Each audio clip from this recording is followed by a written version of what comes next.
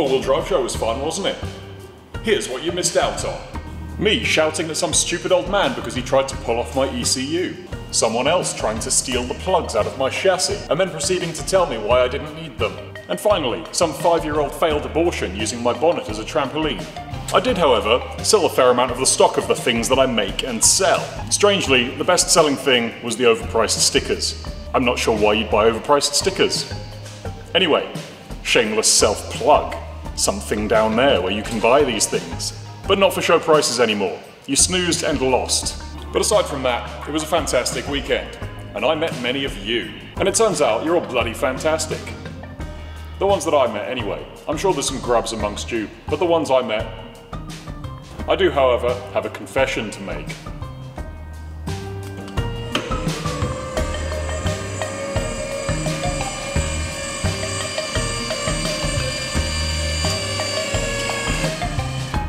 There was no voice activation, but some of you tried anyway. And I would have gotten away with it if it wasn't for you meddling kids. So what's on the agenda for today? Shafts.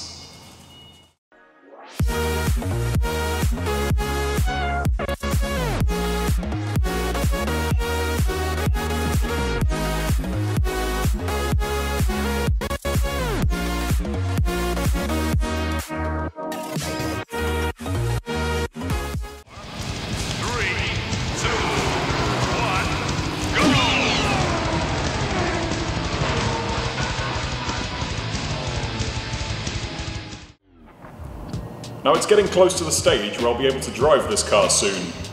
And to do that, I need these. These are shafts. And as you can probably guess already, these two are the ones from the Patrol. These are the ones from the Touareg. They're slightly different. Here's why. The Patrol uses these CV Universal style ones. And this is because they generally work better at steeper shaft angles. But they're very agricultural, noisy, vibratory. Here's the other style. A little bit more refined. However, there's a little bit less articulation involved.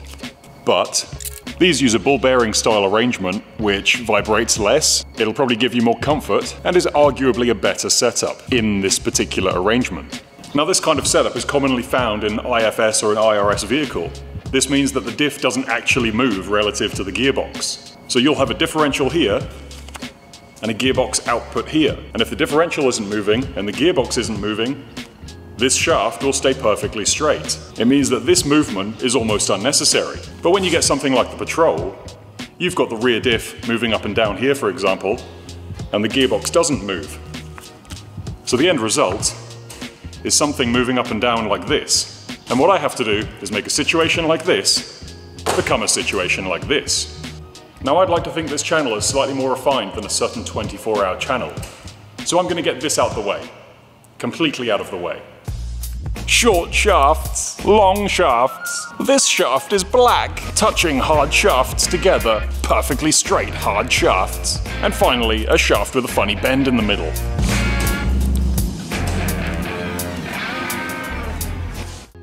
Is that out of your system now? Good. Now we can continue. Now with the joys of bottom-up lighting, I have no idea how weird I'm going to look with this. But you need to see the diffs in the gearbox. So I need to connect this flange to this one. I'm not doing a montage about flanges. And as you can see, there's quite a big offset here. But what you need to understand is that this is at full droop. So this is the worst the angle is ever going to be. And realistically, it'll never drive like this because if it's in this situation, both of the rear wheels are off the ground anyway. But you have to account for unrealistic situations. Now you have to think of this like the Conan O'Brien show. This side is Conan O'Brien. This side is Bart Simpson. This side must stay perfectly still. And only this side may dance. Sit perfectly still. Only I may dance. And it does so by moving up and down, by approximately this much. And the same applies here. The front flange is there, and the rear flange is this one here, hidden by shadows of my hand. And once again, this one stays perfectly still, and this one is the one that moves up and down. So with all that learning out the way, what I basically have to do is have an output flange like this, converted into a flange like this, And I basically want to maintain this style of shaft, because it's better at dealing with the diff angles that I'm going to be working with. And so far I've deduced that I have to extend this shaft and shorten this shaft to make it work, which comes with its own host of horrible problems to deal with. So as I'm sure you're aware with anything shaft related, precision is key, and I'm going to have to make a few adapter plates. So the first step in all that is taking all the measurements that I need. 16 millimeters, in case you're wondering. Anyway, the plan here is to use these existing mounting holes and then make something that can then adapt to a 4-hole mounting plate, which in itself is easy enough, but in practice, not so much.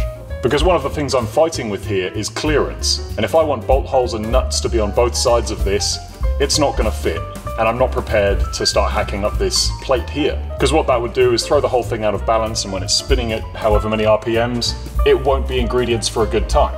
So you guessed it, it's time for CAD.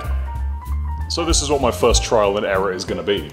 Basically a plate like this with both sets of mounting holes on them, and that little 16mm locating hole in the middle.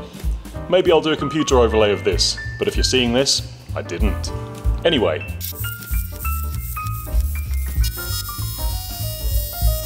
Don't worry, we all know these machines are fake. It's actually done like this.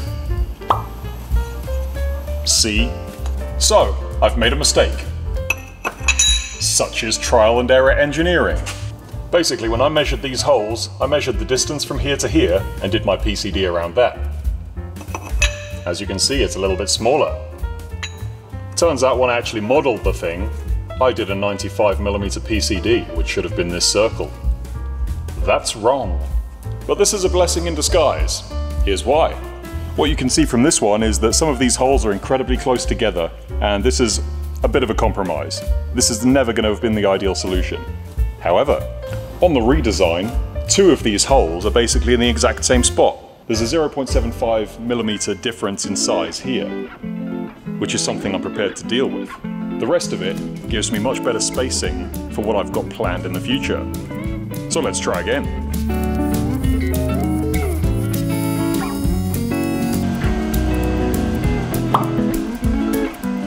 So here is my stack of joy, and I hope it fits.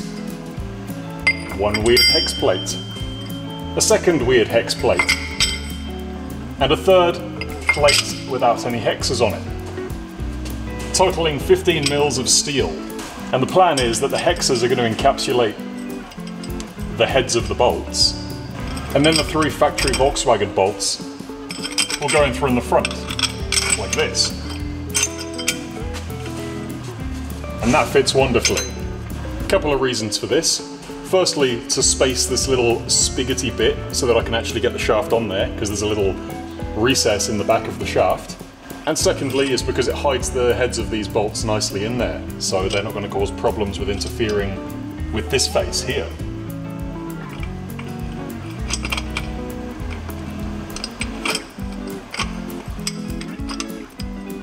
So with that in mind, the front of the tail shaft should just bolt up to that.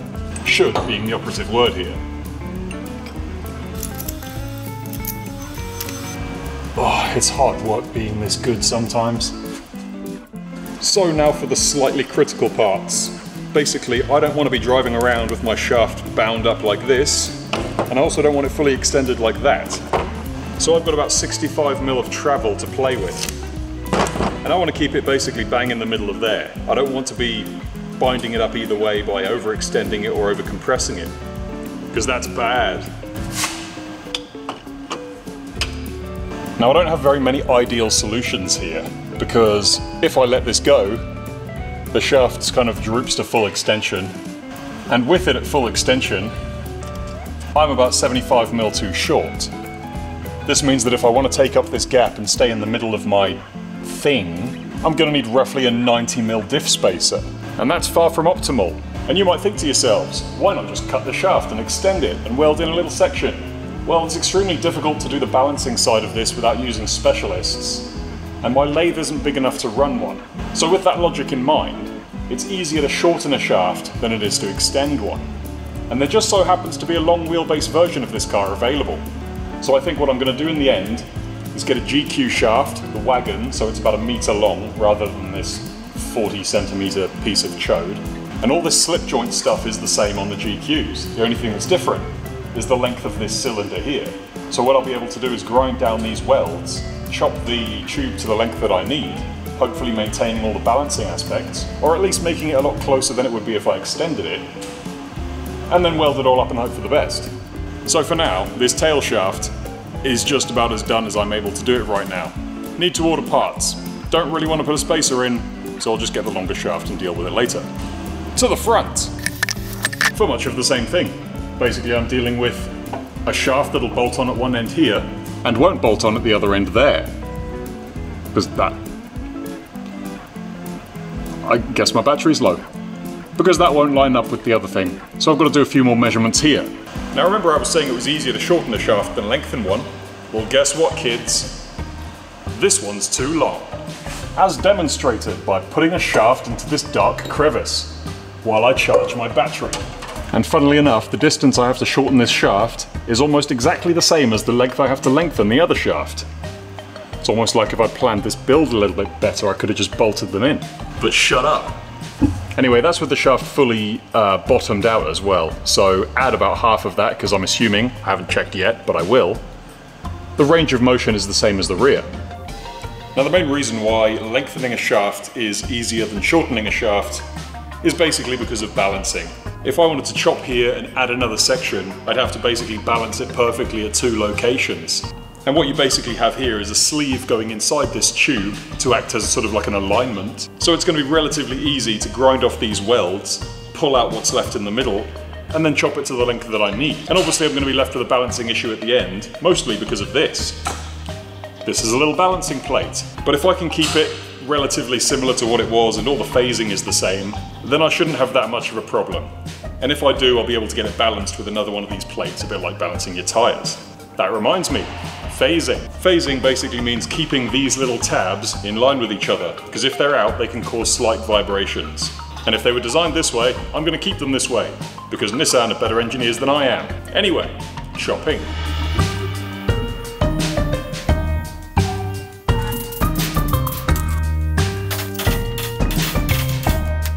And that's basically it. I'll be able to turn this down in the lathe so I've got a nice surface to weld to. But aside from that, chop this pipe down to length, shove it back in, weld it, done. And the last thing is about phasing. I didn't mark it to take it off because I know it has to be in phase. There's a white dot here and a white dot there. So it's going to be easy to put back together. Also, I'm not even making this up because this is exactly something I'd do.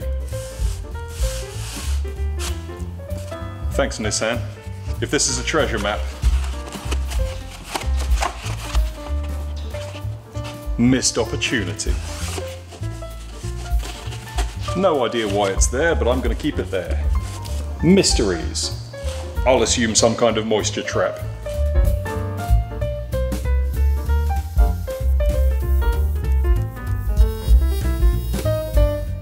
Now for the next part of this exercise, I have to try and figure out the length of this shaft.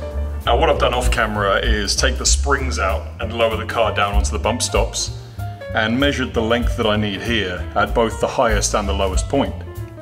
Now right now it's at the lowest point obviously, and what I'm going to do is chop the shaft so that this slip joint here has a bit of play in it, because it only changes by about 15 millimeters. And this means that basically I've got a hell of a lot of leeway to play with.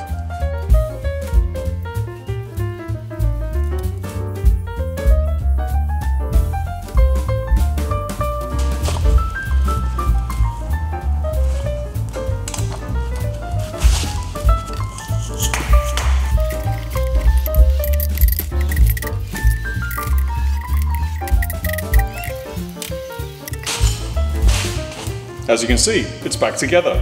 It totally went back together perfectly with no struggle involved whatsoever. But I haven't welded it yet, and this is because there might be some fine adjustments and tweaking, and I'd rather not weld it before I've seen if it fits or not. So let's see if it fits or not.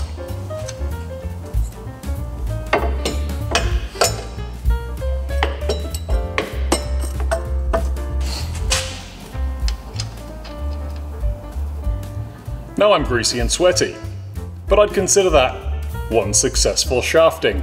Anyway, as usual, I'm winding down this video and I'm incredibly hungry. I'm talking so fast because my battery is literally about to run out. If anyone has a GQ wagon drive shaft for the rear, let me know, because I'm on these social media things. Because I need one, as you can see. Anyway, next episode, a little bit closer to driving this thing. And then I'll drive it, maybe. Bye.